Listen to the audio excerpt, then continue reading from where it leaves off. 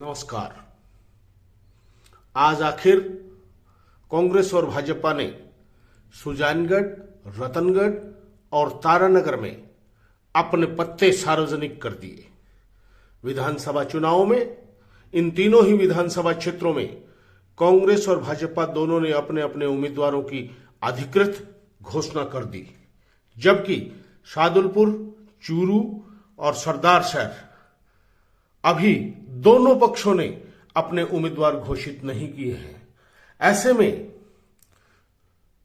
सबसे बड़ा रोमांच जो तारानगर विधानसभा क्षेत्र में मचेगा, क्योंकि दोनों ही पार्टियों के चूरू जिले के सबसे सीनियर लीडर्स आमने सामने पहली बार टकराएंगे। आज से पहले कांग्रेस, भाजपा या अन्य किसी भी दल में सीनियर लीडर्स को आमने सामने चुनाव लड़ते बहुत कम अवसर पर देखा गया है। लेकिन इस बार यह मिथक भी टूट गया कि सीनियर लीडर एक दूसरे के सामने चुनाव लड़ने से बचते हैं। पहले यह माना जा रहा था कि नरेंद्र बुडानिया तारानगर से कांग्रेस से चुनाव लड़ेंगे, जबकि भाजपा का अभी कुछ कहा नहीं जा सकता।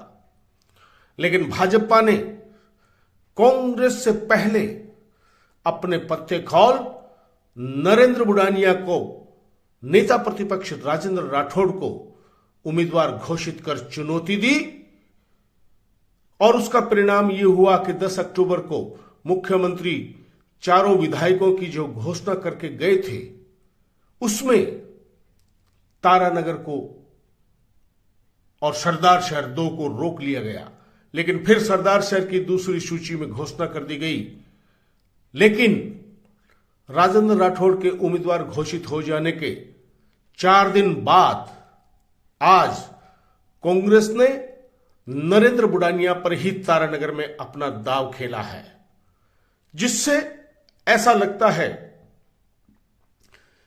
कि चूरू जिले में ही नहीं, बीकानेर संभाग और वर्तमान में बना सीकर संभाग में सबसे रोमांचक जो चुनाव है वो तारानगर विधानसभा क्षेत्र में ही होगा, जहां 2 दिग्गज आमने सामने चुनावी जंग लड़ेंगे और दोनों की ही राजनीतिक जीवन को बचाने का एक बहुत बड़ा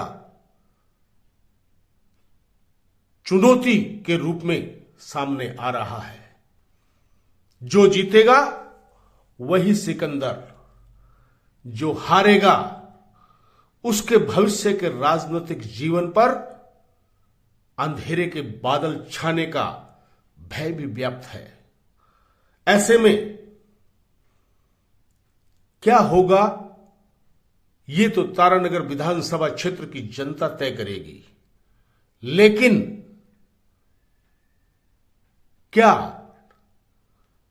फिर से तारानगर का चुनाव, जो अब तक की परंपरा रही है, जाट बनाम अन्य की तर्ज पर होगा, या जो नरेंद्र बुडानिया दावा कर रहे हैं तारानगर में 5 साल में कराए गए विकास कार्यों को लेकर जनता विकास कार्यों की तरफ देखकर मतदान करेगी, या फिर नरेंद्र बुडानिया के विरोधी जो ये आरोप लगाते हैं कि 5 साल में तारानगर को भ्रष्टाचार का अखाड़ा बुडानिया ने बना दिया है, जनता की नजर उस पर भी होगी और सवाल राजेंद्र राठौड़ पर भी उठेगा, क्योंकि 2008 में राजेंद्र राठौड़ भी यहां से विधायक रह चुके हैं।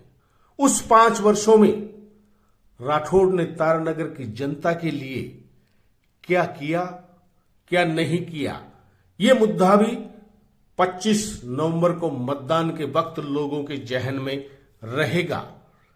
लेकिन आज जब कांग्रेस का उम्मीदवार तो शाम को घोषित हुआ है, आज सुबह जब नेता प्रतिपक्ष राजेंद्र राठौड़ भारी वाहनों के काफिले के साथ, या यूं कहूं कि चूरू विधानसभा क्षेत्र की समाप्ति और तारानगर विधानसभा क्षेत्र का प्रारंभ चलकोई ग्राम से लेकर तारानगर तक जो गाड़ियों की श्रृंखला बनाई और कांग्रेस से जुड़े हुए 1 दर्जन के करीब वर्तमान विधायक, माफी चाहूंगा, वर्तमान पार्षद, पूर्व पार्षद, 2 पूर्व नगर पालिका के चेयरमैन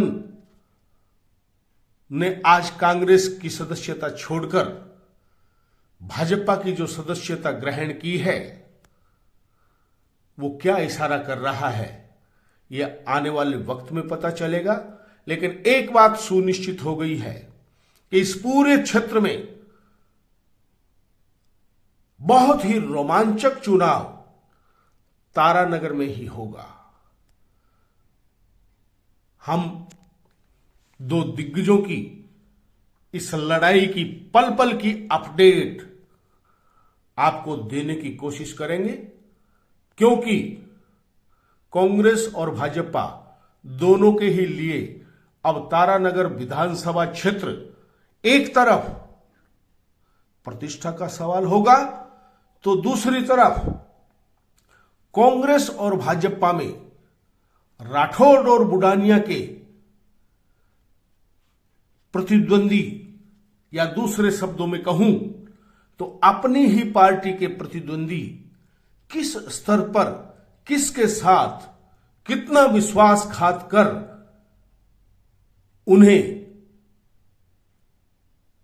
चुनावी मैदान में पछाड़ने का प्रयास करेगा, यह तो वक्त के साथ ही पता चलेगा। लेकिन दोनों ही पक्ष,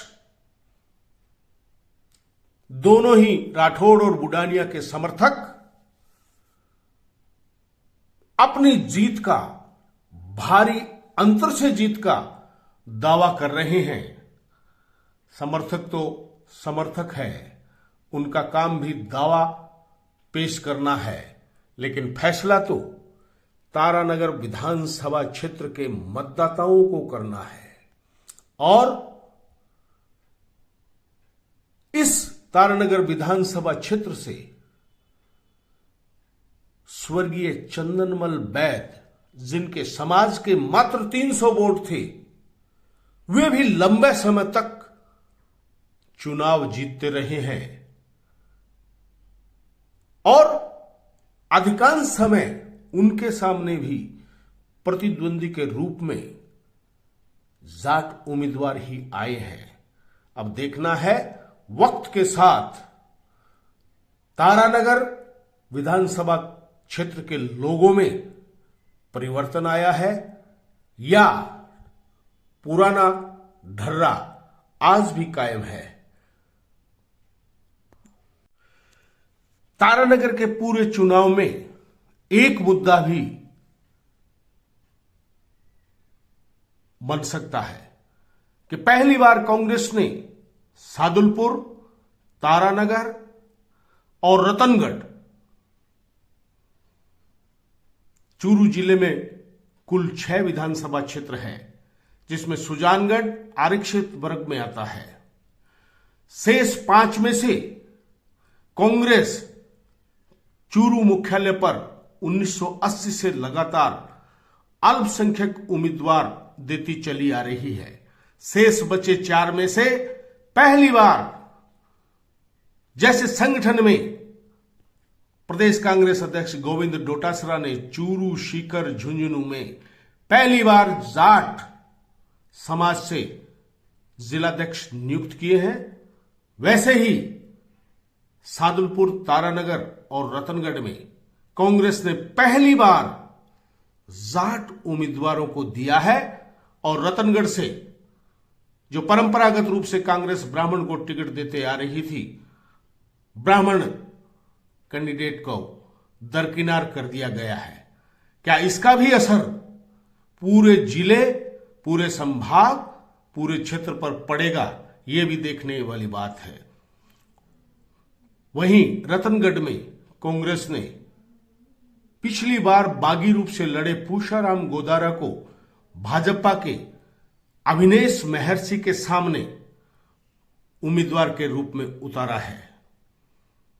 ब्राह्मण बाहुल्य इस क्षेत्र में चुनावी ऊंट किस कर बैठेगा वो तो आने वाला वक्त बताएगा, लेकिन कांग्रेस ने अपना फैसला कर दिया है। तो सुजानगढ़ विधानसभा क्षेत्र सुरक्षित क्षेत्र है, जहां से मनोज मेघवाल के सामने भाजपा ने संतोष मेघवाल को उम्मीदवार बनाया है। वो भी आने वाले कुछ दिनों में राजनीतिक बादल छंटेंगे और पता चलेगा कि सुजानगढ़ के मतदाताओं का रुझान किस ओर है।